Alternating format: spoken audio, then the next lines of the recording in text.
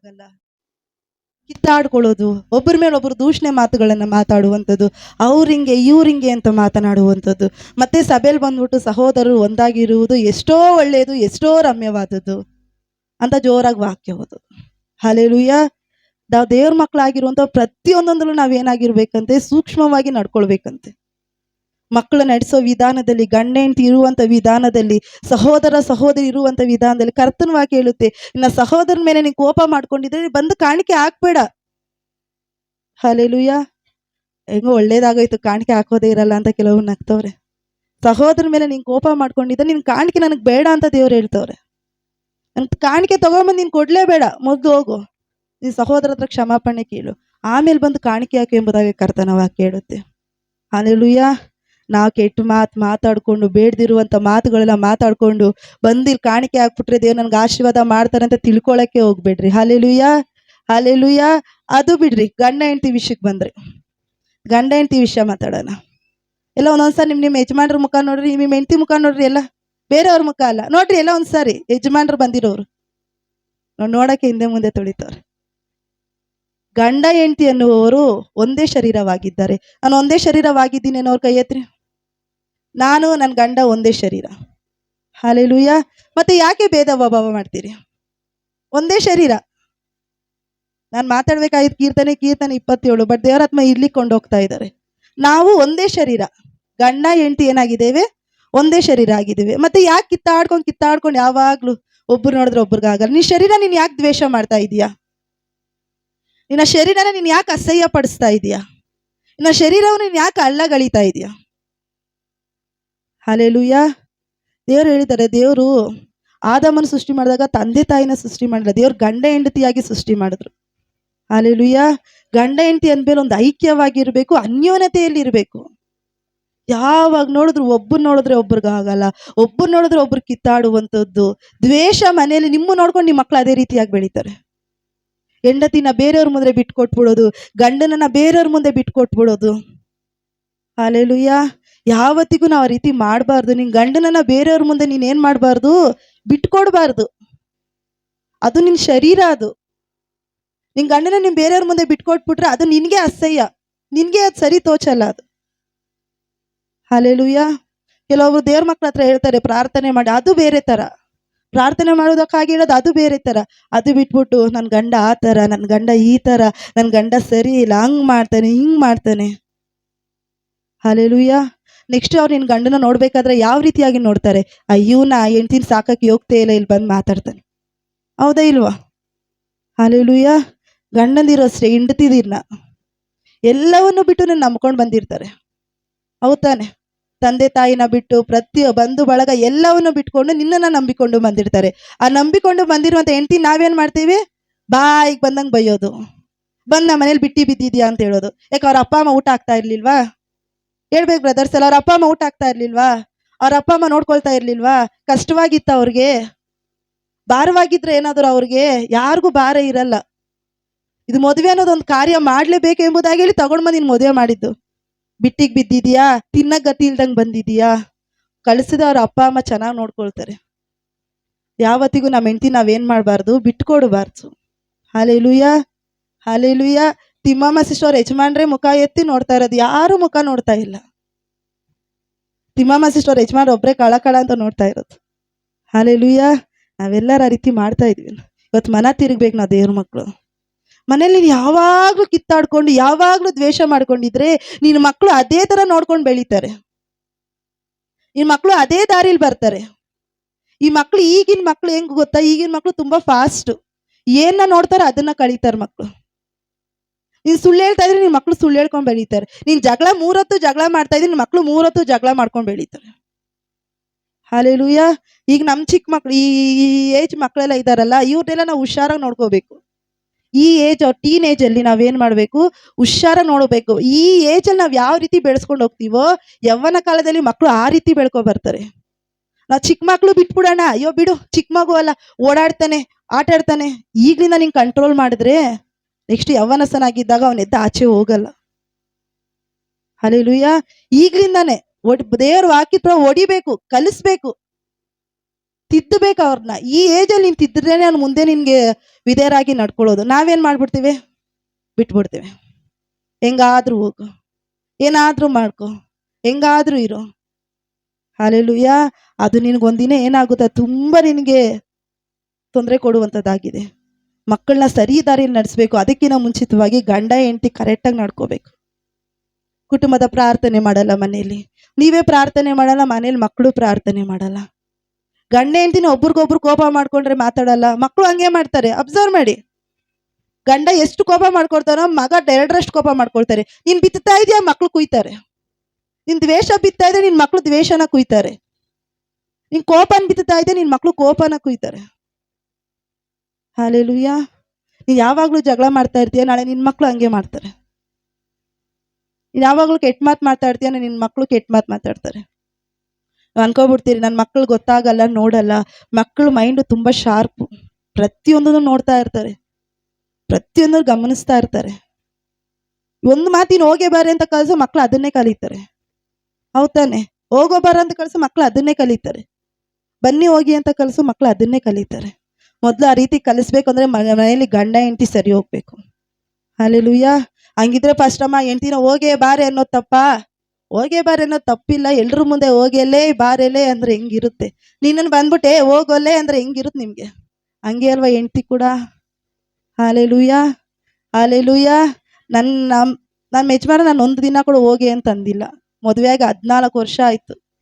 14 ವರ್ಷದಿಂದ ಇಲ್ಲಿವರೆಗೂ ಹೋಗಿ ಅಂತ ಯಾವತ್ತು ಅಂದ್ಬಿಡ್ತಾರೆ. ತಮಾಷೆಗೆ ಅಂದ್ರು ಕೂಡ ಒಂದು 10 ಸಾರಿ ಸಾರಿ ಕೇಳಿರ್ತಾರೆ.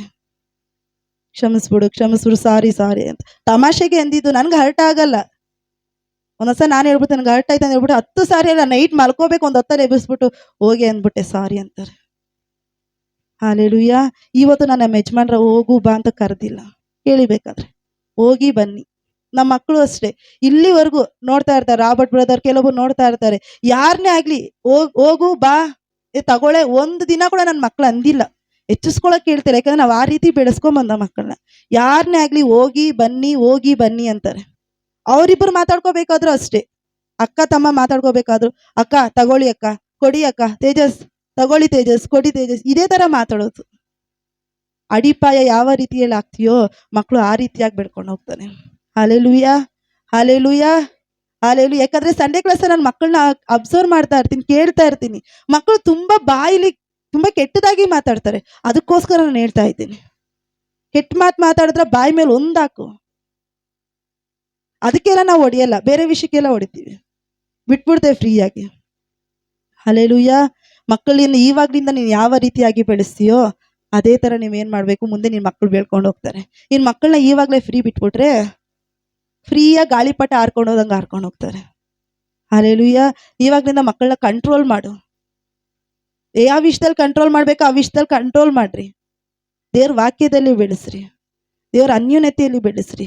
ಸಭೆಗೆ ಬಂದಾಗ ಹೊರಗಡೆ ಹೋಗ್ಬಾರಂತ ಹೊಡೆದು ಕರ್ಕೊಂಬಂದು ಸಭೆಯಲ್ಲಿ ಕೂರಿಸ್ಬೇಕು. ಹಾಲೆಲೂಯಾ. ನಾನು ಕೆಲವ್ರು ಮಕ್ಳಿಗೆ ಹೇಳ್ತೀನಿ, ಎದ್ದೇದು ಆಚೆ ಹೋಗ್ತೀಯಲ್ಲ ಪ್ಯಾಂಪರ್ಸ್ ಹಾಕೋ ಬಂದ್ಬಿಡು ಅಂತ ಹೇಳ್ತೀನಿ. ಹೆಂಗೆ ಹೇಳೋದು? ಎದ್ದೇದು ಆಚೆ ಹೋಗ್ತಿರಲ್ಲ ಪ್ಯಾಂಪರ್ಸ್ ಹಾಕೋ ಬಂದ್ಬಿಡ್ರಿ, ಪರವಾಗಿಲ್ಲ ಹೋಗ್ಬೇಕಾದ್ರೆ ನಾನು ಕ್ಲೀನ್ ಮಾಡ್ತೀನಿ ಅಂತ ಹೇಳ್ತೀನಿ. ಮೊದಲು ಗಂಡ ಹೆಂಡತಿ ಮನೇಲಿ ಯಾವ ರೀತಿಯಾಗಿರ್ಬೇಕು, ದೇವರಲ್ಲಿ ಭಯಭಕ್ತಿ ಉಳ್ಳವರಾಗಿರ್ಬೇಕು. ಹಾಲೆಲೂಯಾ. ಭಯಭಕ್ತಿಯಿಂದ ನಡ್ಕೊಳ್ಬೇಕು. ದೇವ್ರ ವಾಕ್ಯ ಇರುತ್ತೆ, ಗಂಡನ ಹತ್ರ ಜಗಳ ಮಾಡ್ದ ಕೋಪ ಮಾಡ್ದ ಸೂರ್ಯ ಮುಳುಗೋಷ್ಟಲ್ಲಿ ಕ್ಲಿಯರ್ ಮಾಡ್ಕೋ. ದೇವ್ರ ವಾಕ್ಯ ಅದೇ ತರ ಹೇಳೋದು, ಸೂರ್ಯ ಮುಳುಗೋಷ್ಟಲ್ಲಿ ಕ್ಲಿಯರ್ ಮಾಡ್ಕೋ. ನೀನೇನಾದ್ರೂ ಹಂಗೆ ಬಿಟ್ಟೆ ಸೈತಾನನಿಗೆ ಅವಕಾಶ ಕೊಡ್ತಾ ಇದೆಯಾ? ನಿನ್ನ ಕುಟುಂಬದಲ್ಲಿ ಸೈತಾನ ಒಳಗಡೆ ಬರುವುದಕ್ಕೆ ಅವಕಾಶ ಕೊಡ್ತಾ ಇದೆಯಾ? ನೀನೇನಾದ್ರೂ ಸಾಯಂಕಾಲ ಕ್ಲಿಯರ್ ಮಾಡ್ಕೊಂಡ್ರೆ ಸೈತಾನಿನ ಕುಟುಂಬದಲ್ಲಿ ಒಳಗಡೆ ಬರೋದಕ್ಕೆ ಅವಕಾಶ ಇಲ್ಲ.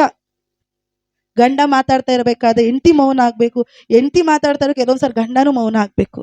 ಗಂಡಸಲ್ಲ ಹಂಗಿಲ್ಲ, ನಾನ್ ಗಂಡಸು ನಾನ್ ಮಾತಾಡ್ತೀನಿ ನೀನ್ ಮೌನ ಆಗಿರ್ಬೇಕು ಅಂತಾರೆ. ಯಾಕಂದ್ರೆ ಇಬ್ರು ಒಂದೇ ಶರೀರ. ಕೆಲವೊಂದು ವಿಷಯದಲ್ಲಿ ಗಂಡಸು ಸೈಲೆಂಟ್ ಆಗಿರ್ಬೇಕು, ಹೆಂಗಸು ಸೈಲೆಂಟ್ ಆಗಿರ್ಬೇಕು. ಮಾತಿಗೆ ಮಾತು ಬೆಳ್ಕೊಂಡು ಹೋಗ್ತಾ ಇದ್ರೆ ಅದೇನಾಗುತ್ತೆ, ಎಲ್ಲೋ ಹೋಗುತ್ತೆ. ನಾನು ಕೆಲವೊಂದು ದಿನಗಳಲ್ಲಿ ಹಂಗೆ ಇದ್ದೆ. ಫಾಸ್ಟ್ ಒಂದು ಮಾತು ಹೇಳಿದ್ರೆ ನಾನು 20 ಮಾತು ಮಾತಾಡ್ತಾ ಇದ್ದೆ. ಜಗಳ ದೊಡ್ಡದಾಗೋದು. ನಾವು ಕೂಡ ಜಗಳನೇ ಆಡ್ತೀವಿ, ಗಂಡ ಹೆಂಡ್ತಿನ ನಾವು ಜಗಳ ದೊಡ್ಡದಾಗೋದು. ನನಗೆ ಅರ್ಥ ಆಗ್ತಿಲ್ಲ, ಯಾಕೆ ಜಗಳ ದೊಡ್ಡದಾಗ್ತಾ ಇದೆ, ಯಾಕೆ ಜಗಳ ದೊಡ್ಡದಾಗ್ತಿದೆ. ನನ್ನ ಹತ್ರ ಮಾತಾಡಿ, ನೀನು ಮೌನವಾಗಿರು ಮಾತಾಡ್ಬೇಕಾದ್ರೆ. ಅವತ್ತಿಂದ ಇವಾಗ ಕೇಳ್ರಿ, ಫಾಸ್ಟ್ ಏನಾದ್ರು ಅಂದ್ಬಿಟ್ರೆ ಮಾತಾಡ್ಬಿಟ್ಟು ಸೈಲೆಂಟ್ ಆಗ್ಬಿಡ್ತೀನಿ, ಏನು ಮಾತಾಡಲ್ಲ ಅಷ್ಟೇ. ಆ ಚಾಪ್ಟರ್ ಅಲ್ಲಿಗೆ ಮುಗ್ದೋಗುತ್ತೆ ನಮ್ದು, ಮತ್ತೆ ಆ ಮಾತು ಬರೋದೇ ಇಲ್ಲ. ಅಷ್ಟೇ. ಏನಾದರೂ ಒಂದೊಂದು ನಾನೇನು ತಪ್ಪು ಮಾಡಿದೆ ಈ ಬೈತಾರ, ನಾ ಮತ್ತೆ ಮಾತಾಡೋಕ್ಕೆ ಹೋಗಲ್ಲ. ಹೌದಾ, ಹ್ಞೂ ಸರಿ, ಸುಮ್ಮನೆ ಆಗೋಗ್ತೀವಿ. ಮತ್ತೆ ಏನಾಗಲ್ಲ, ಜಗಳ ಬೆಳ್ಕೊಂಡು ಹೋಗೋದೇ ಇಲ್ಲ. ಮಾತಿಗೆ ಮಾತು ಯಾವಾಗ ಬೆಳೆಯುತ್ತೋ ಆವಾಗಲೇ ಜಗಳ ಏನಾಗುತ್ತೆ, ಎಲ್ಲೋ ಹೋಗುತ್ತೆ. ದೇವ್ರ ಮಕ್ಳ ಜೀವಿತದಲ್ಲಿ ಅದು ನಡಿಬಾರ್ದು. ಹಲ್ಲೆಲೂಯಾ. ಅನ್ಯ ಜನಗಳು ಎಷ್ಟು ಜನ ನಿಮ್ಮನ್ನು ಆಡ್ಕೊಂಡಿರಲ್ಲ. ಅಕ್ಕಪಕ್ಕ ಮನೆಯವ್ರು ಎಷ್ಟು ಜನ ದೇವ್ರು ಮುಗಿತಾರಂತೆ, ಇವ್ರ ಮನೇಲೆ 3 ಹೊತ್ತು ಜಗಳ ಮಾಡ್ತಾರೆ. ಯೇಸು ಸ್ವಾಮಿಗೆ ಹೋಗ್ತಾರಂತೆ, ಇವರ ಮನೇಲೆ 3 ಹೊತ್ತು ಜಗಳ. ಎಷ್ಟು ಜನ ನಿಮ್ಮನ್ನು ಗೇಲಿ ಮಾಡಿರಲ್ಲ ಹಿಂದೆಯಿಂದ. ಹುಷಾರಾಗಿರ್ಬೇಕು. ನೀನು ಹೋಗಿ ಅವ್ರ ದೇವ್ರ ಬಗ್ಗೆ ಹೇಳು, ಕೇಳಲ್ಲ ಅವರು. ಹೋಗಿ ಯೇಸು ಸ್ವಾಮಿ ಬಗ್ಗೆ ಹೇಳು, ನಿಜವಾಗ್ಲೂ ಅವ್ರು ಕೇಳಲ್ಲ. ಇವ್ರ ಮನೆನೇ ಸರಿ ಹೋಗಿಲ್ಲ, ಎಲ್ಲಿ ನಮ್ಮನ್ನ ಸರಿ ಮಾಡ್ತಾರೆ. ಹಲ್ಲೆಲೂಯಾ. ಗಂಡ ಹೆಂಡತಿ ಯಾವಾಗಲೂ ಒಂದೇ ಶರೀರ. ಎಲ್ಲ ವಿಷಯಗಳು ನಾವೇನಾಗಿರ್ಬೇಕು, ಒಂದೇ ಡಿಸಿಷನ್ ತಗೊಳ್ಳುವಂತರಾಗಿರ್ಬೇಕು. ಹಲ್ಲೆಲೂಯಾ. ಕೆಲವೊಂದು ಗಂಡಂದಿರು ಹೆಂಡತಿಗೆ ಏನು ಹೇಳಲ್ಲ, ಹೆಂಡತಿರು ಗಂಡಂದನಿಗೆ ಏನು ಹೇಳಲ್ಲ. ಗಂಡನ್ ಗೊತ್ತಿಲ್ಲದೆ ಹಾಗೆ ಹೆಂಡತಿ ಎಷ್ಟೊಂದು ವ್ಯವಹಾರ ಮಾಡ್ತಾರೆ. ನಿಜವಾಗ್ಲೂ ನನ್ಗೆ ಭಯ ಆಗುತ್ತೆ, ಅದು ಯಾವ ರೀತಿ ಮಾಡ್ತಾರೋ ಗಂಡನ್ ಗೊತ್ತಿಲ್ದಂಗೆ. ಗಂಡನ್ ಗೊತ್ತಿರಲ್ಲ ಎಷ್ಟು ವ್ಯವಹಾರ. ಹಲ್ಲೆಲೂಯಾ. ಕೆಲವೊಬ್ರು ಗಂಡಂದಿರು ಆ ರೀತಿ ಇರೋರು ವ್ಯವಹಾರ ಮಾಡಿದ್ರೆ ಅದೊಂಥರ. ಗಂಡ ಕರೆಕ್ಟ್ ಆಗಿದ್ರು ಕೂಡ ಗಂಡನ್ ಗೊತ್ತಿಲ್ಲದ ಹಾಗೆ ಎಷ್ಟು ವ್ಯವಹಾರ ಪಡ್ದು. ಪಾಪ ಗಂಡನ್ಗೆ ಏನು ಗೊತ್ತು, ತಗೊಬಂದು ಕೊಡ್ತಾರೆ, ನನ್ನ ಹೆಂಡತಿ ಏನೋ ಮಾಡ್ತಾಳೆ ಅಂತ. ಇವ್ರ ವ್ಯವಹಾರನೇ ಬೇರೆ. ಹಲ್ಲೆಲೂಯಾ. ನೀನು ಏನೇ ಒಂದು ಮಾಡಿದ್ರು ಕೂಡ ನಿನ್ನ ಗಂಡನ್ಗೆ ಹೇಳು. ಗಂಡ ನೀನು ಏನೇ ಒಂದು ಮಾಡಿದ್ರು ಕೂಡ ಹೆಂಡತಿಗೆ ಹೇಳು. ಅವಾಗ ನೋಡಿ ಕುಟುಂಬ ಎಷ್ಟು ಚೆನ್ನಾಗಿರುತ್ತೆ ಅಂತ. ಹಲ್ಲೆಲೂಯಾ. ಏನೇ ತಗೊಂಡು ಕೂಡ ಹೆಂಡತಿ ಹತ್ರ ಕೂತ್ಕೋ ಮಾತಾಡು, ಗಂಡನ ಹತ್ರ ಕೂತ್ಕೋ ಮಾತಾಡು. ಕೆಲವೊಂದು ಗಂಡ ಹೆಂಡತಿ ಮಾತಾಡೋದೇ ಇಲ್ಲ. ಗಂಡ ಹೆಂಡತಿ ಮನೇಲಿ ಕೂತ್ಕೊಂಡು ಮಾತಾಡೋದೇ ಇಲ್ಲ. ಈ ಕಡೆ 2 ರೂಮ್ ಇರುತ್ತೆ, ಈ ಕಡೆ 1 ರೂಮು, ಈ ಕಡೆ 1 ರೂಮು. ಇಲ್ಲಾಂದ್ರೆ 1 ರೂಮ್ ಇದ್ರೆ ಈ ಕಡೆ ಒಬ್ರು ಮಲ್ಕೊಳ್ಳೋದು, ಹಾಲಲ್ಲಿ ಒಬ್ರು ಮಲ್ಕೊಳ್ಳೋದು. ಯಾವತ್ತಾದ್ರೂ ಕೂತ್ಕೊಂಡು ಗಂಡ ಹೆಂಡತಿ ವಿಚಾರಿಸಿದ್ದೀರಾ, ಏನಮ್ಮ ಹೆಂಗೆ, ಯಾವ ರೀತಿ ಇದೆಯಾ, ಏನು ಮಾಡೋಣ? ಯಾವತ್ತಾದ್ರೂ ಒಂದಿನ ಕೂತ್ಕೊಂಡು ಮಾತಾಡಿದ್ದೀರಾ? ಹಲ್ಲೆಲೂಯಾ. ಯಾವತ್ತಾದ್ರೂ ಇಲ್ಲಿ ನೋಡ್ರಿ, ಬರೋರು ಬರ್ತಾರೆ. ಯಾವತ್ತಾದ್ರೂ ಕೂತ್ಕೊಂಡು ಮಾತಾಡಿದ್ದೀರಾ ನೀವು ಈ ರೀತಿ ಇರಬೇಕು ಅಂತ, ಈ ರೀತಿ ಮಾಡೋಣ, ನಮ್ಮ ಮಕ್ಕಳನ್ನ ಈ ರೀತಿ ಬೆಳೆಸೋಣ, ನನ್ನ ಮಕ್ಕಳನ್ನ ಈ ರೀತಿ ಓದಿಸೋಣ, ಹಿಂಗೆ ದಾರಿಗೆ ಕೊಂಡೋಗೋಣ ಅಂತ ಯಾವತ್ತಾದ್ರೂ ಗಂಡನ ಹತ್ರ ಕೂತ್ಕೊಂಡು ಡಿಸ್ಕಸ್ ಮಾಡಿದ್ದೀರಾ? ಗಂಡ ಹೆಂಡತಿ ಹತ್ರ ಕೂತ್ಕೊಂಡು ಡಿಸ್ಕಸ್ ಮಾಡಿದ್ದೀರಾ? ಎಲ್ಲ ಇಲ್ಲಿ ನೋಡ್ಬೇಕು, ಬರೋರು ಬರ್ತಾರೆ, ಎಲ್ಲ ಇಲ್ಲಿ ನೋಡ್ಬೇಕು. ಯಾವತ್ತಾದ್ರೂ ಕೂತ್ಕೊಂಡು ಡಿಸ್ಕಸ್ ಮಾಡಿದ್ದೀರಾ? ಯಾವತ್ತೂ ಇಲ್ಲ. ಅದಕ್ಕೆ ನಿಮ್ಮ ಕುಟುಂಬದಲ್ಲಿ ಯಾವಾಗಲೂ ಜಗಳ. ಮದುವೆ ಆಗಿರೋರು, ಮದುವೆ ಆಗದೆ ಇರೋರು ಕೂಡ ಕೇಳ್ರಿ. ಹಲ್ಲೆಲೂಯಾ. ಗಂಡ ಹೆಂಡತಿ ಯಾವಾಗಲೂ ಒಂದೇ ಶರೀರವಾಗಿದ್ದು ಕೆಲವೊಂದು ತಗೊಳ್ಳುವಂಥ ವಿಷಯದಲ್ಲಿ ಒಂದೇ ಡಿಸಿಷನ್ ತಗೊಂಡ್ರೆ ಕರ್ತನ ಸಂಗಡ ಇದು ಕಾರ್ಯ ಮಾಡ್ತಾನೆ. ಹಲ್ಲೆಲೂಯಾ. ಹಲ್ಲೆಲೂಯಾ. ಕೆಲವೊಬ್ರು ಕೇಳೋಕ್ಕೆ ಇಂಟ್ರೆಸ್ಟ್ ಇಲ್ಲ. ನಾವು ಪ್ರಾರ್ಥನೆ ಮಾಡೋಣ. ಎಲ್ಲರ ಕಣ್ಣುಗಳನ್ನು ಮುಚ್ಚಿ ಪ್ರಾರ್ಥನೆ ಮಾಡೋಣ. ಎಲ್ಲರ ಕಣ್ಣುಗಳನ್ನು ಮುಚ್ಚಿ. ನಿನ್ ಗಂಡನ ಹತ್ರ ಜಗಳ ಮಾಡ್ಕೊಂಡಿದ್ರೆ ಇವತ್ತು ಗಂಡನ ಹತ್ರ ಹೋಗಿ ಕ್ಷಮಾಪಣೆ ಕೇಳು. ನೀನ್ ಹೆಂಡತಿ ಹತ್ರ ನಿಂಗೆ ಜಗಳ ಮಾಡ್ಕೊಂಡಿದ್ರೆ ಹೋಗಿ ನಿಂಗೆ ಕ್ಷಮಾಪಣೆ ಕೇಳು. ಪ್ರಾರ್ಥನೆ ಮಾಡಿ, ಬಾಯಿಗಳು ತೆರೆದು ಪ್ರಾರ್ಥನೆ ಮಾಡಿ. ಯೆಸಯ್ಯ ನಿನಗೆ ಸ್ತೋತ್ರ ಸ್ವಾಮಿ. ಅಪ್ಪ ಪರಿಶುದ್ಧನೇ ನಿನಗೆ ಸ್ತೋತ್ರ, ಮಹೋನ್ನತ ನಿನಗೆ ಸ್ತೋತ್ರ ಅಪ್ಪ, ಸರ್ವಶಕ್ತನಾದ ಒಡೆಯನೇ ನಿನಗೆ ಸ್ತೋತ್ರ ಕರ್ತನೆ. ಅಪ್ಪ ಹೌದು ಕರ್ತ, ಅನೇಕ ವಿಷಯಗಳಲ್ಲಿ ಕರ್ತನೆ ಗಂಡ ಹೆಂಡತಿ ಜಗಳ ಮಾಡಿಕೊಂಡಿದ್ದುಂಟು ಅಪ್ಪ. ಹೌದು ಕರ್ತನೆ, ನಾನು ಪ್ರಾರ್ಥನೆ ಮಾಡ್ತಾ ಇದ್ದೇನೆ ಸ್ವಾಮಿ. ಯಾರ ಕುಟುಂಬಗಳಲ್ಲಿ ಕರ್ತನೆ ಅಪ್ಪ ಗಂಡ ಹೆಂಡತಿ ಜಗಳ ಮಾಡುವ ಹಾಗೆ ಕ್ರಿಯೆ ಮಾಡುವಂತೆ ಎಲ್ಲ ದುರಾತ್ಮನ ಕ್ರಿಯೆಗಳು ಯೇಸುವಿನ ನಾಮದಲ್ಲಿ ಅಳಿಯಲ್ಪಡಲಿ ಸ್ವಾಮಿ. ಅಪ್ಪ ನಿನ್ನ ಚಿತ್ತದಿಂದ ನಡೆಸಿರಪ್ಪ. ಪ್ರಾರ್ಥನೆ ಕೇಳಿದಕ್ಕಾಗಿ ಸ್ತೋತ್ರ, ಯೇಸುವಿನ ನಾಮದಲ್ಲಿ ತಂದೆ, ಆಮೇನ್. ಈ ಸಮಯದಲ್ಲಿ ಎಲ್ಲ ಚಿಕ್ಕ ಮಕ್ಕಳು ನಿಂತ್ಕೊಂಡು ದೇವ್ರ ವಾಕ್ಯ